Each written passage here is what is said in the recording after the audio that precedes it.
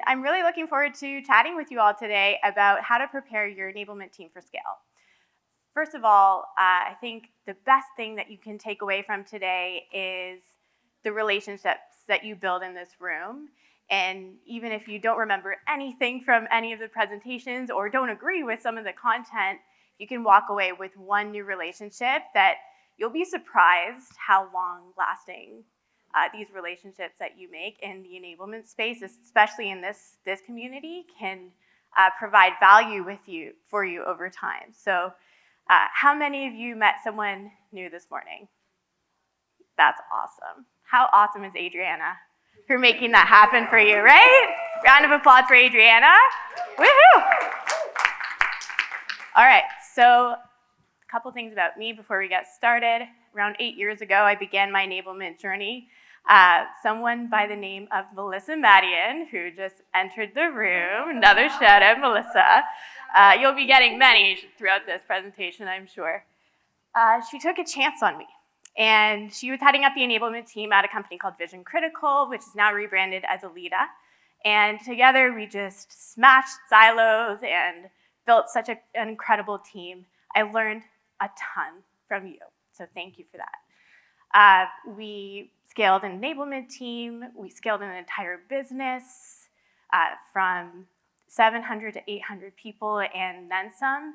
And we increased average deal sizes by significant numbers. We were able to accomplish a lot together. So awesome, awesome experience. I then had the opportunity to lead an enablement team at a company called League, worked with some of the best, Devin over here, in the enablement space and in the health tech space. And then 3 years later, landed at my current home, which is Venice Solutions, was a team of 1 back in Feb of 2020, moved to a team of 5, taking over CS enablement a year later, and then a team of 10, inheriting partner enablement, PS enablement, and now customer training, and we're a team of 20 today. So really looking forward to sharing with you some of our secret sauce, and maybe you can take some tips home with you today and apply something that could help you expand your role beyond the current scope of what it looks like today. So before we get started, a couple things about me. Adriana mentioned she has an 8-year-old daughter. I cannot wait for those times where I start getting enabled by my daughter. I'm sure it's coming soon. Ayla, my 4-year-old on the right here, is, she keeps life interesting, that's for sure. Just completely adore her. Same with my son, Will, on the left here. And the reason I'm showing you this and sharing this with you is because before you scale a team, it's vital that you are situated on your own compass. What are you motivated to do every day? What are you working so hard for? And I work incredibly hard for these folks so I can spend more time with them. Can't believe I just called my kids folks. What's that? It's like gotta be an enablement thing, right? Incredibly hard just to spend more time with them or more time doing things for them. This is what motivates me to show up in an authentic way for my team, and in turn helps them feel safe to share what motivates them and show up authentically as well. But you still need to align on a vision across your organization, not a company vision, an enablement vision. What are you trying to work towards every day? What do you want your team to accomplish? And a vision should be aspirational. It should be big enough that it motivates people to want to desire something bigger, but not too small where it's too easy and people get bored. So that's one challenge. Second rule is that it should be something that's built together with your team. If you're a team of 1, how many of you are a team of 1? Okay, so a few of you. If you're a team of 1, that doesn't mean you create a vision by yourself. You bring on people cross-functionally. If you're sales enablement, CS enablement, bring on some sales leaders into the conversation, even some individual contributors, and help craft the enablement vision together, and together you can move mountains. This is the beginning of the enablement journey, bringing people into the conversation to shape what that vision should be is half the battle. Once you have that, it's gonna be really easy for you to challenge requests, ad hoc requests that come your way, random acts of enablement, as we call it on our team, And so a vision is crucial. So a vision protects you from this. Does anyone know what this is? Your brain, okay? What else? On a good day. Your enablement priorities, exactly. The enablement dumping ground. If there's ever a problem that's not crystal clear on what the solution is or who the resource is that should solve it, goes to the enablement dumping ground. And so the vision is what protects your team from being able to say, does this piece of Lego help us get here? And if not, should we really be doing it? And so an example of what a vision can look like is, this is our team's vision. And Devin Smith over here is on my team as well, so she should know this off by heart as well. But it's essentially to enable a community that's so rich in growth that people within the Venna ecosystem, meaning partners, customers, prospects, and our internal Vennanites, are recognized as the best in their profession. So what does that mean? That means we want a salesperson to join Venna and say, gosh, ever since I've been working at Venna, I've become such a better salesperson. We want a customer to say, ever since we implemented Venna, I've grown professionally, I've been highly engaged, not just because of the product is so great and amazing and the best in the FP&A space, but because of the way that I'm supported and the people at Venna that I work with every day. That's what we're working towards, and that's big. We have a 20-person team to execute on that vision. But the biggest lesson, the biggest takeaway is don't wait for resources or a big team to think big like this. You can accomplish this in a creative way without a big team and execute what is in your control, and the resources will follow. So a house is more impactful than a pile of bricks.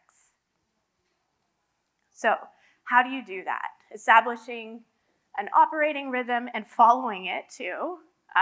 Think of the operating rhythm as the heartbeat of your vision. How do you operationalize a vision that is so high level, so complex as well? It's what meetings, what reports, what success criteria, what metrics, how often, all of that together and on a consistent basis, as well as who's responsible for what.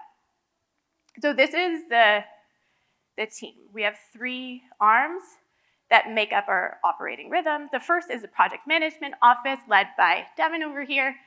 And this team is responsible for understanding where enablement should spend its time and where some subject matter expertise across the business that's outside of our team should spend their time as well.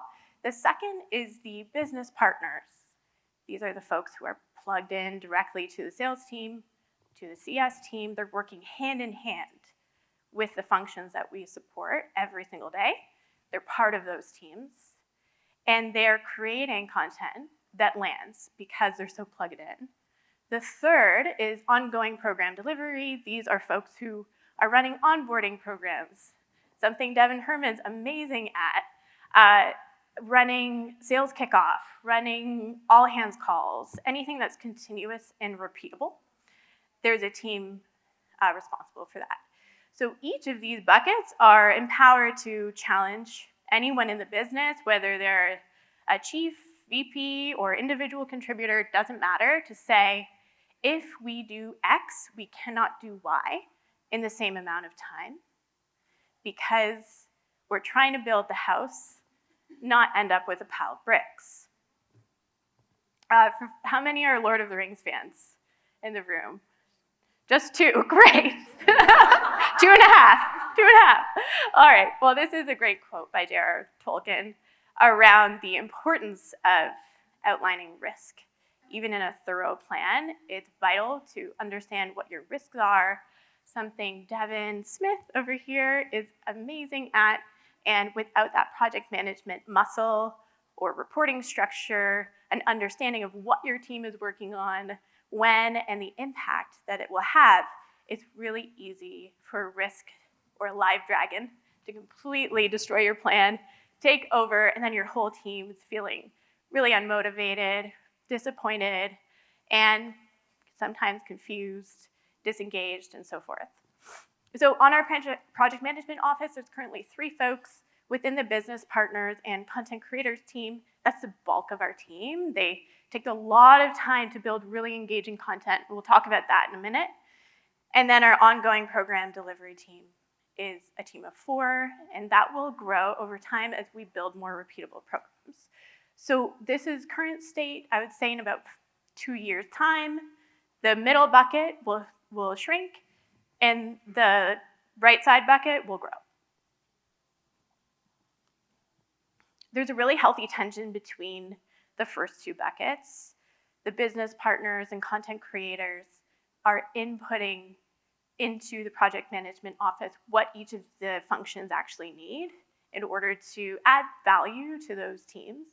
And the project management office will push back on business partners and say, actually, it makes more sense to do A before B because we have this subject matter expert who's engaged and ready to go and already signed up for the task at hand.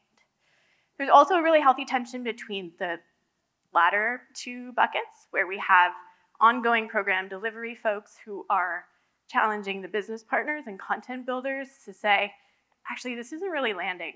How do we make this more engaging or take it off the roadmap or improve it in some way? So this is what it looks like, start to finish, a planning process. So every 6 months, competency maps would be filled out at the individual contributor level. Highlights would be made around high performers, how they're showing up, what skill sets do you see, what behaviors do you see.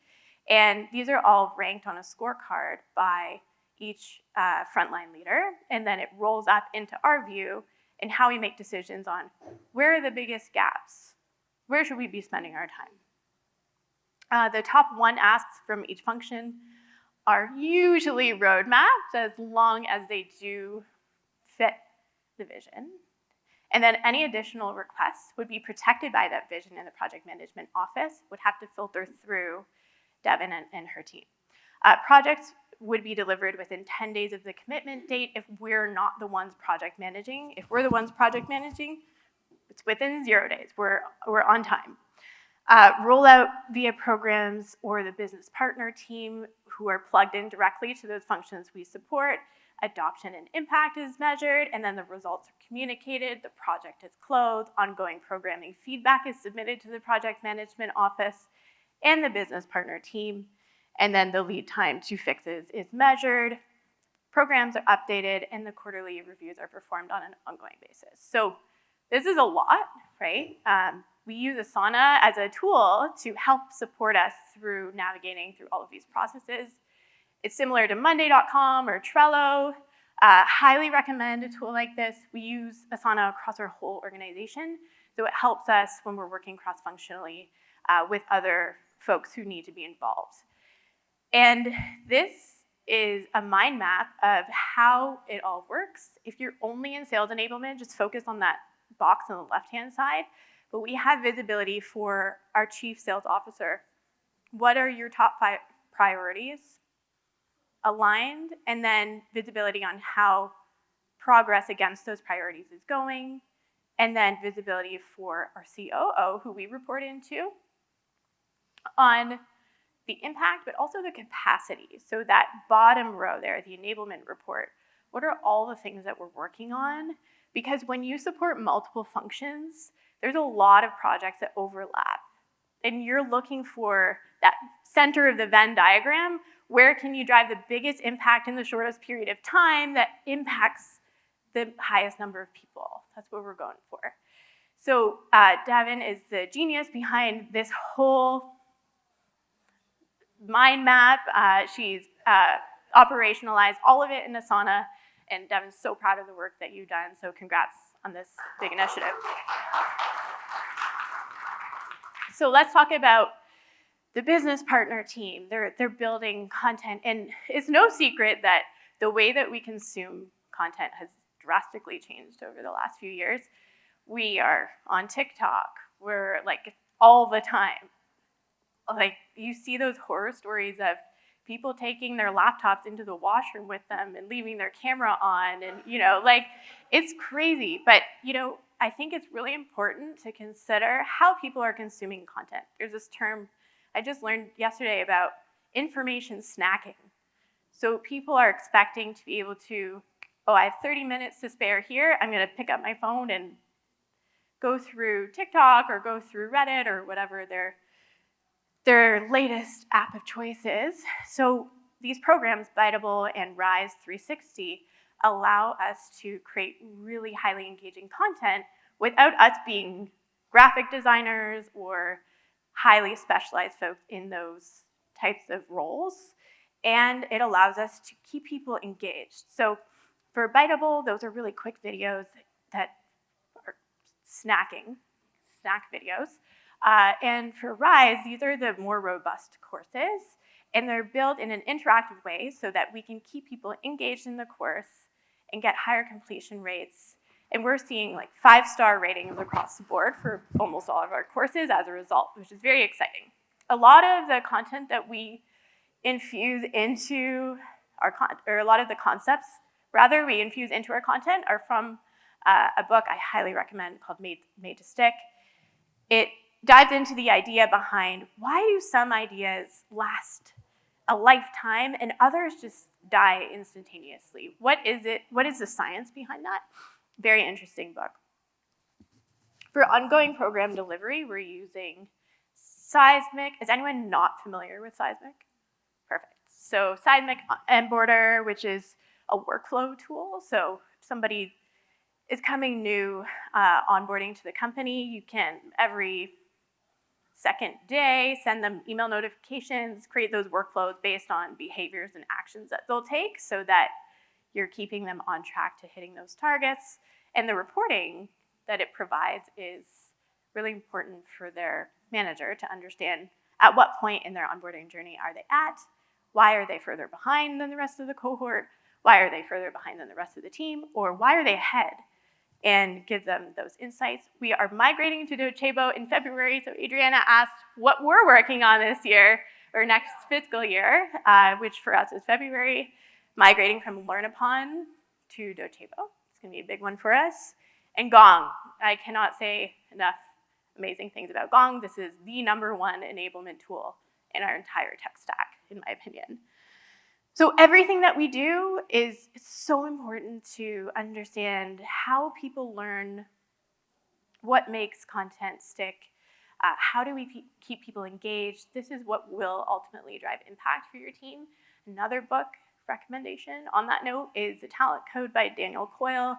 Gets into the details about why certain people with a high level of talent come from very concentrated places in the world.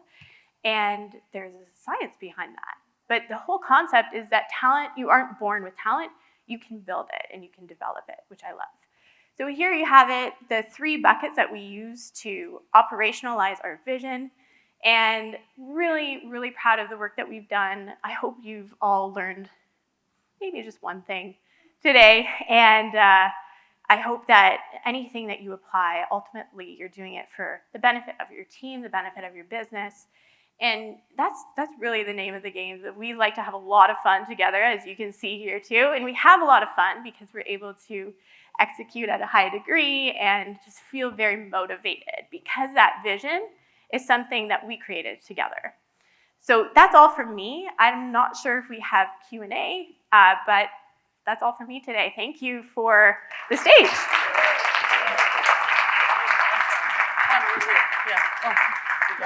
Thank you. Thank you. No, we're good. You want to stay on stage? You want to answer your questions over there? You got a glass of water? Wasn't that amazing? Like, that was incredible. I took so many notes. Whoever is right now working on their vision, I think this is a must. So thank you for sharing so much with us. So I see no Q&As in here. Who's going to be the first person to ask Mel a question? Yes, hold on. I have a question around budget. So that's like a pretty heavy Yes. tech stack, right? That's a great tech stack. So are you sharing budget for that tech stack with like sales or with operations? Is that coming right out of your enablement budget?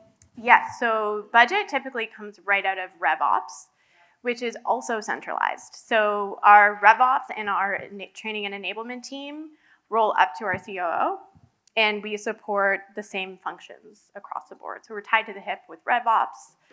We're also working on our relationship, I would say, but still get budget efficiencies from being connected to L&D. We have an L&D team as well at Vena.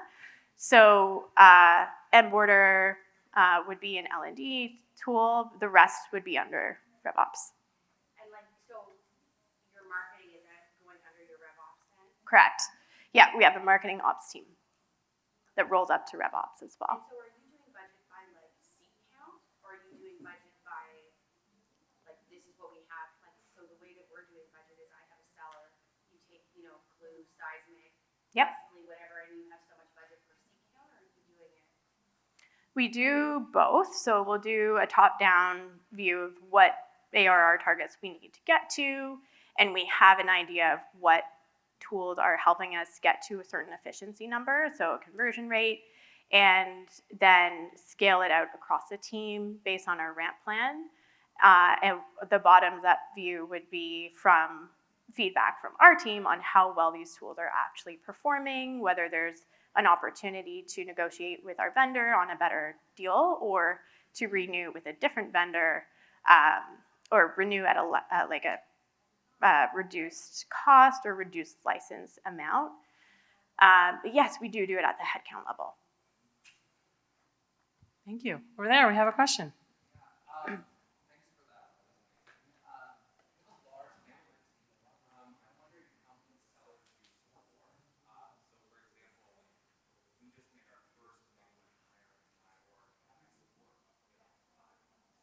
Mm-hmm.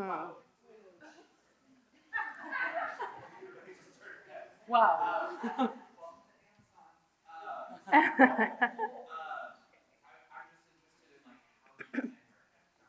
Mm-hmm.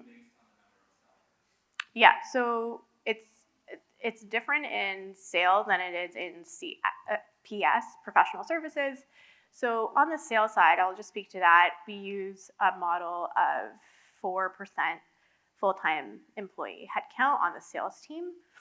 And so you would need to figure out what model works for your business. Because we're centralized and we've now brought all of the enablement functions under one umbrella, we can justify having such a large team.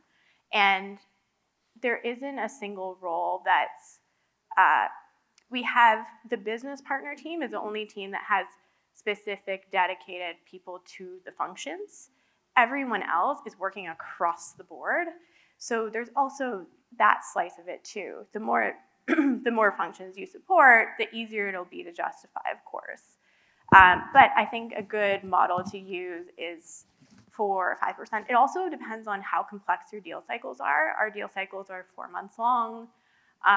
We're on a mission to increase our deal sizes, and there's a huge complexity there. Our product is very technical. We have to speak to VPs of finance and CFOs, and we're hiring people who some have never had a job before on the SDR team. So you can see the disparity between the gap, that we're expecting them to, the role that we're expecting them to play compared to the perception a buyer might have, and how much an enablement team is vital to closing that gap and the justification behind a bigger team.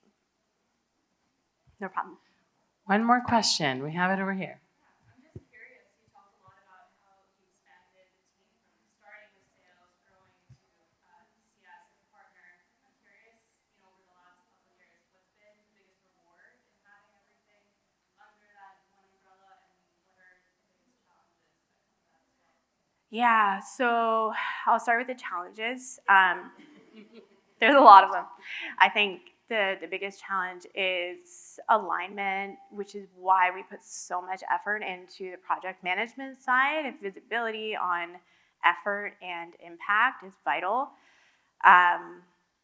Working with multiple executives when they're not on the same page is very challenging, and our business sees us as the moderators to that conversation. Getting people on the same page is almost all of the battle. So I would say that's the biggest challenge. Is we've had to introduce a couple new executives into that conversation, and it's just learning new personalities, what their backgrounds are, what their perspective is, and also the elephant in the room is that we've taken that resource from them and, put it under our belt and centralized it. So some people are still emotional about that, and you have to navigate through those complex conversations as well. The reward is the team. It's like seeing the work that they are empowered to do as a result of this structure there's no other feeling for that. There's no other substitute for that. And being able to hire really top talent as a result, because this type of team structure attracts really strong talent as well. So I would say that's the reward. Thank you so much.